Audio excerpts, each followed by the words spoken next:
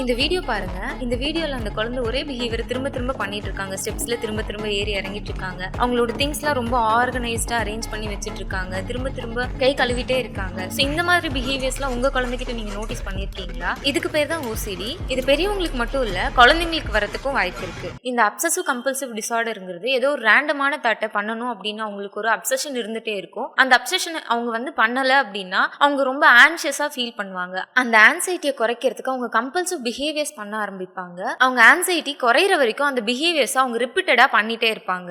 இது எதனால எல்லாம் வரலாம் அப்படின்னா, உங்க ஃபேமிலியில ஆல்ரெடி வேற யாருக்காச்சும் இந்த OCD இருக்கு அப்படின்னா உங்க குழந்தைக்கும் அது வரதுக்கான வாய்ப்பு இருக்கு. நம்ம பிரெயின்ல இருக்கிற கெமிக்கல் இம்பேலன்ஸ்னாலேயும் உங்க குழந்தைக்கு இந்த OCD வரதுக்கான வாய்ப்பு இருக்கு. அந்த சைல்டோட லைஃப்ல அவங்களுக்கு ட்ராமா கொடுக்குற மாதிரி ஏதாச்சும் இன்சிடென்ட் நடந்திருந்தாலும் அவங்களுக்கு அதனால OCD வரதுக்கு வாய்ப்பு இருக்கு. இதுக்கு எந்த மாதிரிலாம் தெரப்பி கொடுக்கலாம் அப்படின்னா, ஃபர்ஸ்ட் காக்னிட்டிவ் பிஹேவியர் தெரப்பி கொடுக்கலாம். அவங்க கிட்ட இருக்கிற நெகட்டிவ் தாட்ஸ்லாம் ஐடென்டிஃபை பண்ணி அதை பாசிட்டிவா சேஞ்ச் பண்றதுக்கு ஹெல்ப் பண்ணும். அவங்களுக்கு பிஹேவியர் தெரப்பி கொடுக்கலாம். இது அவங்க கிட்ட இருக்கிற அந்த கம்பல்சிவ் பிஹேவியரை ரெடியூஸ் பண்ணி அவங்களோட ஃபியர்ஸை ஃபேஸ் பண்றதுக்கு ஹெல்ப் பண்ணும். அவங்களுக்கு சோஷியல் ஸ்கில்ஸ் ட்ரைனிங் கொடுக்கலாம். இந்த இஷ்யூனால உங்க குழந்தைங்க அவங்களையே தனிமைப்படுத்திக்க வாய்ப்பு இருக்கு. ஸோ இந்த சோஷியல் ஸ்கில்ஸ் ட்ரைனிங் அவங்க மற்றவங்க கிட்ட கம்யூனிகேட் பண்றதுக்கும் அவங்க மற்றவங்க கூட மிங்கிள் ஆகிறதுக்கும் ஹெல்ப் பண்ணும். இது எல்லாத்தையும் விட முக்கியமா நீங்க உங்க குழந்தைய அண்டர்ஸ்டாண்ட் பண்ணிக்கோங்க. அவங்க தனியா இல்லை அப்படின்னு நீங்க அவங்களுக்கு புரிய வைங்க. அவங்களுக்கு ஒரு சேஃபான ஸ்பேஸை கிரியேட் பண்ணி கொடுங்க.